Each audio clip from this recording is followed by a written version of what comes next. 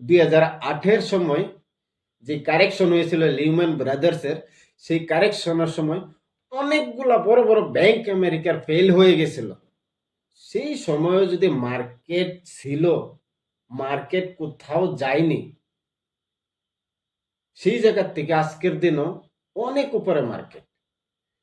Welcome guys to another video. আজকের ভিডিওত আলোচনা করব মার্কেটের হাল অবস্থা নিয়ে। কারণ কারেকশন হিস্ট্রিতেও হয়েছে, অনেক বড় বড় কারেকশন হয়েছে।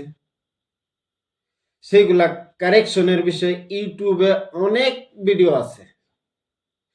2020-এর দিকে করোনা কারেকশন আমরা অনেকেই দেখেছি।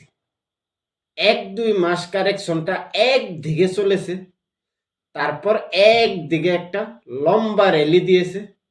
2021-এর লাস্ট পর্যন্ত 1 বছর একদিকে উপরে র্যালি দিয়েছে মার্কেট।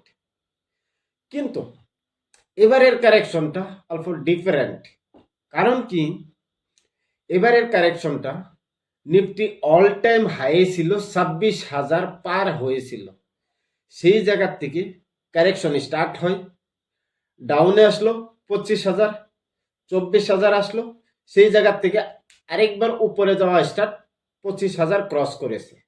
তো আমরা ভেবেছি যে লাস্ট 24,000 মার্কেটের লাস্ট বটম 24,000। তো আমরা 25,000-এ আবার এন্ট্রি করেছি অনেকেই। সেই জায়গা থেকে মার্কেট আরেকবার কারেকশন নেওয়া স্টার্ট, 2300, 600, 700 এই লেভেলে আসলো মার্কেট। এই লেভেল থেকে আরেকবার 24,000-এর উপরে গিয়েছে। তো আমরা অনেকেই ভেবেছি 23,700, 800 লাস্ট লেভেল বটম। আমরা সেই জায়গা এন্ট্রি করেছি 24,000-এর আশেপাশে।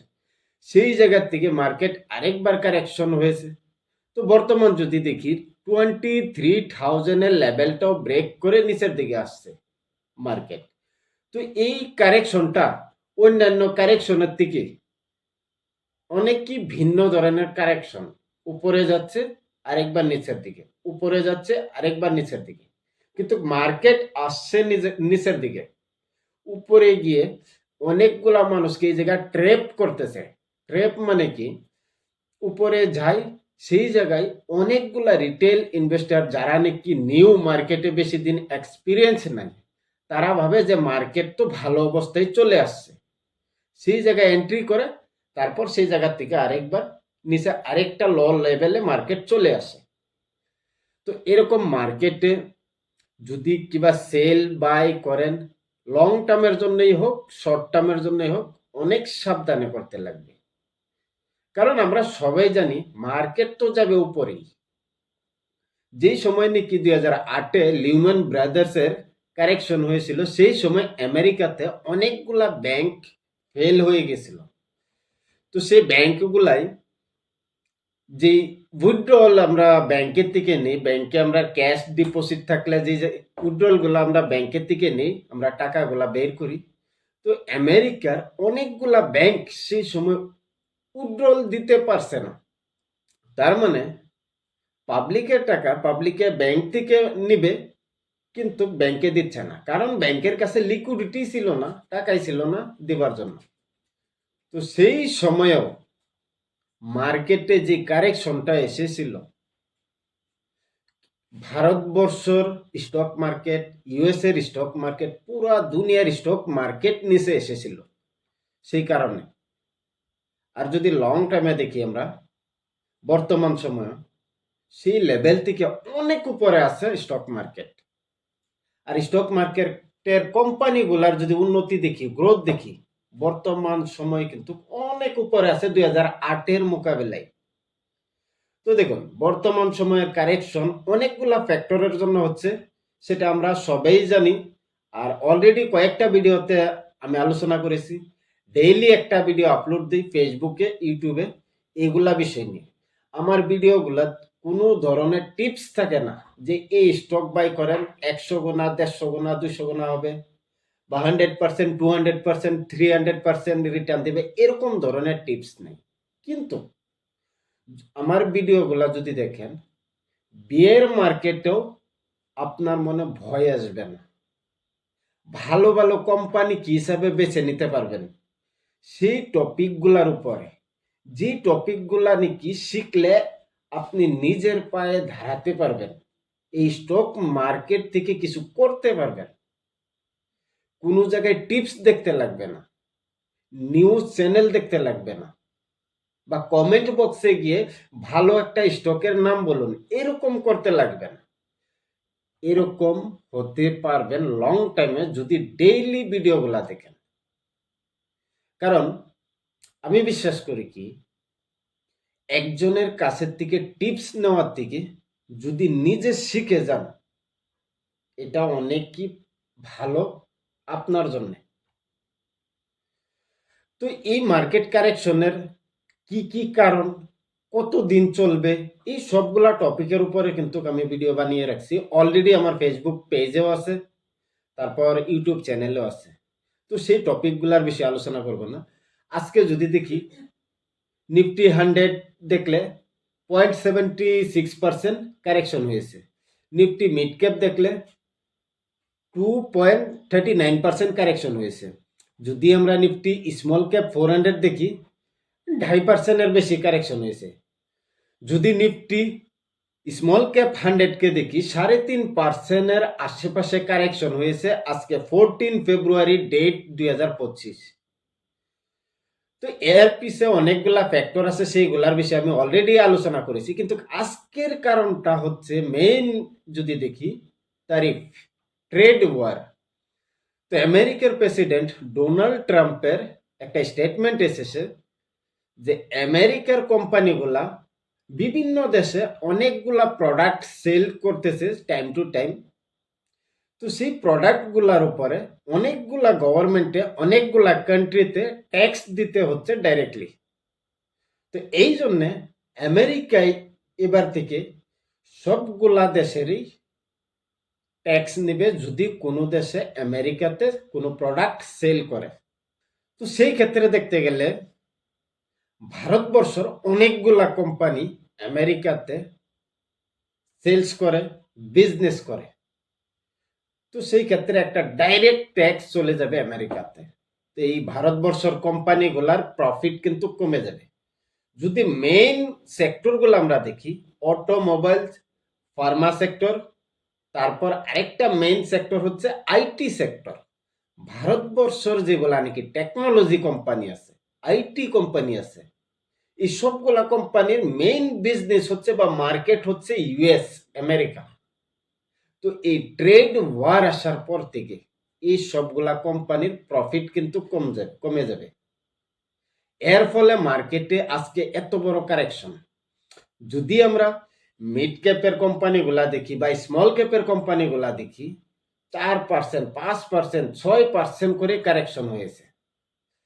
তো এটাই ছিল কারণ, মেইন কারণ। এর সাথে আরো ছোট মোটো অনেকগুলা ফ্যাক্টর আছে। তো দেখুন, এরকম মার্কেটে যদি আপনার ভালো ভালো কোম্পানিতে পোর্টফোলিও আছে, তাহলে হোল্ড করার ক্ষমতা লাগবে, শিখতে লাগবে, ইতিহাসের মার্কেট ক্র্যাশগুলার উপরে অ্যানালিসিস করতে লাগবে। এইমাত্র আমি আলোচনা করেছি 2008-এর সময় যে কারেকশন হয়েছিল লিহম্যান ব্রাদার্সের, সেই কারেকশনের সময় অনেকগুলা বড় বড় ব্যাংক আমেরিকার ফেল হয়ে গেছিল। সেই সময়ও যদি মার্কেট ছিল, মার্কেট কোথাও যায়নি,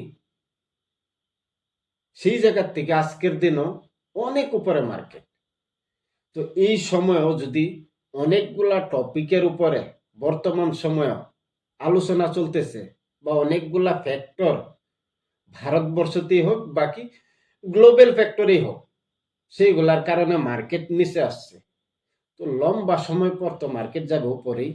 তো সেই সময় পর্যন্ত ধৈর্য থাকতে হবে, আর ভালো ভালো কোম্পানিগুলার উপরে অ্যানালিসিস করে সেইগুলার উপরে হোল্ডিং বাড়াইতে হবে।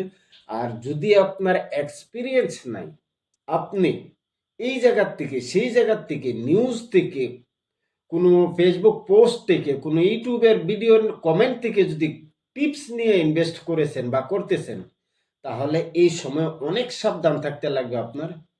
আর এই সময়টা হচ্ছে লার্নিং এর সময়, শিক্ষার সময়। আর এরকম বিয়ের মার্কেটে অ্যাকচুয়ালি দেখা যায় যে কার কতটুক মনোবল আছে। এরকম বিয়ের মার্কেটে অনেক ইউজার তারা ডিম্যাট অ্যাকাউন্ট ক্লোজ করে চিরজীবনের জন্য স্টক মার্কেট থেকে সরে যায়। বুল মার্কেটে তো সবগুলা কোম্পানি উপরে যায়, আর এই বিয়ের মার্কেটে ভালো ভালো কোম্পানি যারা আর্নিং ভালো, বিজনেস ভালো, ফান্ডামেন্টাল ভালো, রেজাল্ট ভালো আসছে। যদি আমি এক্সাম্পল হিসাবে বলি, সোলার কোম্পানিগুলা, রিনিউয়েবল এনার্জি কোম্পানিগুলা, এই সবগুলা কোম্পানির কিন্তু রেজাল্ট ভালো আসছে, তারপরেও কিন্তু মার্কেটের সাথে তারা নিচে আসছে, কারেকশন হয়েছে সেই কোম্পানিগুলাতেও। এশিয়ান পেইন্টস অনেক বড় কোম্পানি, এই সবগুলা কোম্পানিও কিন্তু এই কারেকশনের মাঝে নিচে আসছে। তো ভবিষ্যতে যদি মার্কেট ঠিকঠাক হয়ে যায় তো এগুলা কোম্পানিও উপরে যাবে। কিন্তু এই সবগুলা কোম্পানির উপরে অ্যানালিসিস করা শিখতে হবে, যে কোন কোম্পানিতে এই বিয়ের মার্কেটের সময় ইনভেস্ট করবেন সেটা জানতে হবে। তো টিপস না নিয়ে যে কোন শেয়ারটা 2026-এ 500%, 2x, 3x হবে, এগুলা টিপস না নিয়ে ফান্ডামেন্টাল অ্যানালিসিস শিখুন, বিজনেস অ্যানালিসিস শিখুন, ম্যানেজমেন্টের উপরে কিভাবে অ্যানালিসিস করা যায় সেগুলার বিষয়ে শিখুন। অনেকগুলা কোম্পানি ভারতবর্ষতে দেখেছি বরবাদের রাস্তা ছিল, কিন্তু ম্যানেজমেন্টের উপরে কয়েকজন মানুষ চেঞ্জ হওয়ার ফলে সেই কোম্পানিগুলা ভবিষ্যতে অনেক ভালো পর্যায়ে আসছে কয়েক বছর পর। তো এরকম ভাবে ম্যানেজমেন্টের কি হিসাবে অ্যানালিসিস করা হয় ম্যানেজমেন্টের উপরে, সেগুলার বিষয়ে ধ্যান দিন। আর বেশি কিছু পোর্টফোলিওর উপরে চেঞ্জেস করার চেষ্টা করলে এরকম সময়, তাহলে কিন্তু লোকসান হবে। 2020-এর মার্চ মাসে করোনা আসলো, সেই সময় লকডাউনের ফলে সারা ভারত বন্ধ হয়ে গেছিল। তো সেই সময় স্টক মার্কেটে একটা ক্র্যাশ এসেছিল, কারেকশন আসছিল। তারপর সেই কারেকশনটা অল্প সময় মার্কেটে রয়েছিল, কিন্তু অনেক বড় রকমের কারেকশন হয়েছিল। তারপর একদিকে মার্কেট উপরে গিয়েছে। যদি দেখি আমি 4 বছরের আশেপাশে কিন্তু মার্কেট উপরের দিকে গিয়েছিল। মাঝে সময় অল্প নিচে আসলে কিন্তু আলটিমেটলি দেখলে 2020-এর থেকে 2024-এর সেপ্টেম্বর পর্যন্ত মার্কেট উপরে গিয়েছিল এই 4 বছর। তো এই সময় অনেক মানুষ আসছে এই স্টক মার্কেটে। 2020-এর আগে যদি টোটাল নাম্বার ডিম্যাট অ্যাকাউন্টের দেখি, 5 করোড়ের আশেপাশে ডিম্যাট অ্যাকাউন্ট ছিল, অ্যাক্টিভ ডিম্যাট অ্যাকাউন্ট ভারতবর্ষতে। আর বর্তমান সময়ে যদি দেখি 1-2 মাস আগের রিপোর্ট, লগভগ 16 করোড়ের আশেপাশে অ্যাক্টিভ ডিম্যাট অ্যাকাউন্ট ভারতবর্ষতে। তো এই 4 বছর মার্কেট উপরে গিয়েছে, অনেক নতুন মানুষ এই স্টক মার্কেটে এন্ট্রি করেছে। তো এই নতুন মানুষের ভিতরে অনেক মানুষ কমে যাবে এই কারেকশনের মাঝে। তো যদি আপনি এই কারেকশনের মাঝে টিকে থাকতে চান, তাহলে একমাত্র একটা রাস্তা, ফান্ডামেন্টাল অ্যানালিসিস শিখুন, কোম্পানির অ্যানালিসিস শিখুন, বিজনেস অ্যানালিসিস শিখুন। কি হিসাবে প্রফিট অ্যান্ড লস স্টেটমেন্ট দেখে বোঝা যায় কোম্পানি ভালো নাকি খারাপ। একটা ভালো কোম্পানির ব্যালেন্স শিট কি হিসাবে দেখা যায়, ডেট টু ইকুইটি কি হিসাবে কোম্পানিকে বরবাদ করে দিতে পারে, আরওসি বেশি থাকলে কি হয় কোম্পানির, আরওই বেশি থাকলে কি হয়, পি রেশিও অ্যাভারেজ পি থেকে নিচে থাকলে কি হয়, আর যদি ইন্ডাস্ট্রি পির উপরে থাকে কোনো কোম্পানির পি, তার মানে কি, ইন্ডাস্ট্রি পির নিচে থাকলে তার মানে কি, এগুলা যদি বুঝে যান, তাহলে এরকম বিয়ের মার্কেটে আপনার ভয় লাগবে না। তো যদি এই টপিকগুলোর উপরে শিখতে চান, ভিডিওর নিচে অবশ্যই কমেন্ট করবেন কোন টপিকের উপরে জানতে চান। ফান্ডামেন্টাল অ্যানালিসিসের চেষ্টা করব পরবর্তী সময়ে সেই টপিকের উপরে ভিডিও আপলোড দেওয়ার জন্য।